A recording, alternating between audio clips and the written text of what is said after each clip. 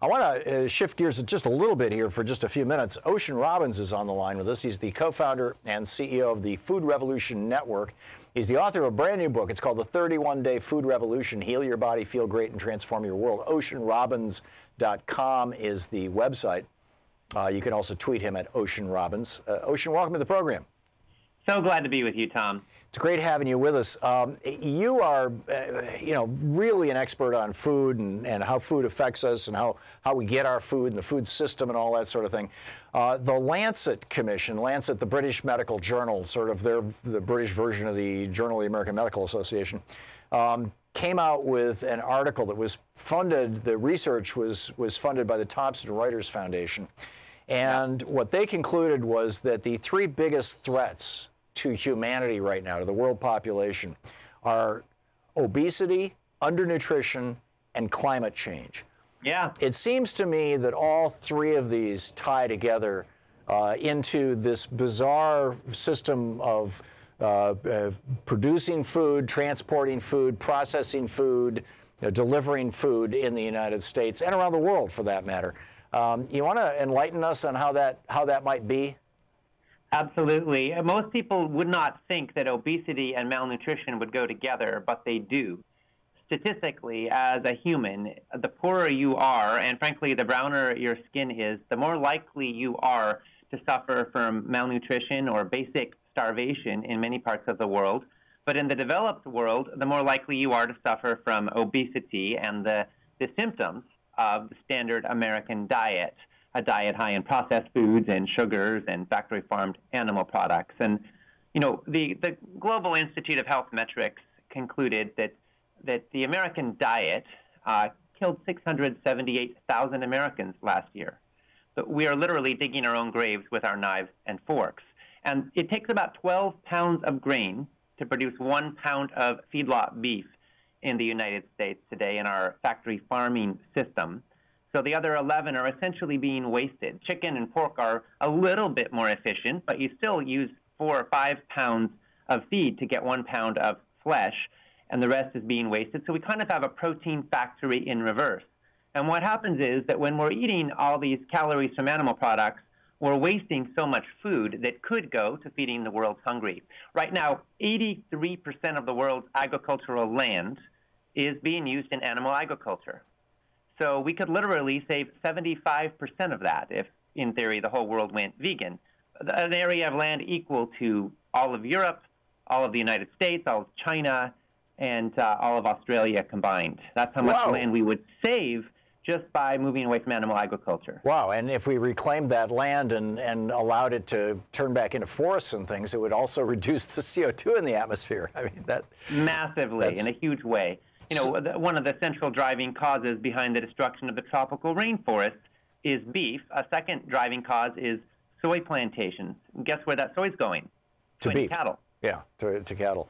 So, and at the level of the individual, how is it that eating proteins and fats that are the consequence of slaughtering animals, that eating those kinds of foods affect our bodies so differently than eating, even a faux meat, the phony chicken, phony beef products that you can buy from Loma Linda and companies like that, the Seventh-day Adventists make it, or getting your protein and your fats and things from plant matter. How is it that cycling nutrients through animals and then eating those animals doesn't help our nutrition, instead hurts it, that it promotes obesity and diabetes and all these other things? Well, there have been over 10,000 studies published in peer-reviewed medical journals on the impacts of foods on human health. And, we can cherry-pick studies that point in different directions, but the overwhelming body of evidence is really clear. We need to eat less sugar and less processed junk. We need to eat less animal products, especially when they come from factory farms. And we need to eat more whole plant foods. And when we do that, we don't just walk lighter on the earth. We don't just help stop climate change. We also make an incredible difference for our health. And I wrote 31-Day Food Revolution to really put the power in your hands to make the changes that we know can make such a difference. A lot of people don't just struggle with knowing what to do, but with doing what we know. You know, if everyone just needed to know, hey, we need to eat more vegetables and less sugar and processed junk, we wouldn't have a healthcare crisis in America. But unfortunately, a lot of us are fundamentally addicted to a toxic food culture. And so I'm trying to help you break free so you can become the author of your food life. And that's really why I wrote this book. That's great. The book is 31-Day Food Revolution. We're talking with Ocean Robbins, the CEO and co-founder of the Food Revolution Network. Ocean, so you're saying that somebody who says, I'm a vegan, you know, I'm not going to eat these meat products because they're terrible for the earth, they're terrible for me, and then, you know, 50 or 70% of their diet is, you know, frozen vegan dinners and, right. and you know, processed foods and you know, donuts and stuff. Are they doing themselves any kind of a favor? They might be doing their planet a favor, but they're not doing themselves a favor. And there are a lot of people who have gone vegan, and they think that just because they don't eat meat, they're like, you know, health heroes. But the reality is vegan donuts are still junk food. You know, Twinkies are vegan, I think, and they're certainly no health food. Neither is McDonald's French fries. And the reality is that it takes more than just avoiding animal products to be healthy. That's why you need to go towards a whole food, plant-powered diet with lots and lots of vegetables if you want to optimize your salads forever. Finally, tonight is these. You also want to learn to love the foods that love you back. You know, so it doesn't have to be some kind of martyrdom. You know, I'm interested in pleasure, honestly. Yeah, and, no, you know, well done vegan food is spectacular. In fact, there are several restaurants now here in Portland that are just vegan, and it's amazing. Finally, tonight is the State of the Union.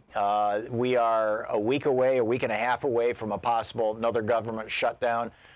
When we look back at the last government shutdown, how did that impact our food supply? It's a little scary. You know, our food supply is not exactly super safe to begin with. And particularly, I want to touch on the hazards of the factory farming system because, you know, chicken farmers they're not staying up all night trying to figure out how to torture chickens, but they want to stay in business. And in a competitive industry, what that means is that they've got birds packed in tiny amounts of space, about 1 square foot per bird. They get morbidly obese, they can't walk, they sit in their own excrement for their entire lives. No wonder more than 80% of our chicken is contaminated with pathogenic bacteria, most of which is also antibiotic resistant. So even under the best of circumstances, the food inspectors are watching birds whiz by at 3 per second. Most of these birds were sitting in their own poop all day long. It's not a pretty picture. But when you have a government shutdown, suddenly workers are furloughed or they are having to work without pay. And as we saw during the 35-day shutdown, thankfully there were a couple of food recalls that happened even during that time. But there's no way that our food safety is getting the level of attention it deserves. So if you've ever thought about moving in a plant-based direction, then and getting away from factory farms in particular, then anywhere around a shutdown, especially during and after a shutdown, is a particularly good time to move in that direction. Makes a lot of sense. Ocean Robbins, the new book is The 31-Day Food Revolution. Heal your body, feel great, and transform your world. Ocean, thanks for being with us today. Thank you so much, Tom. Great talking with you. Always great talking with you.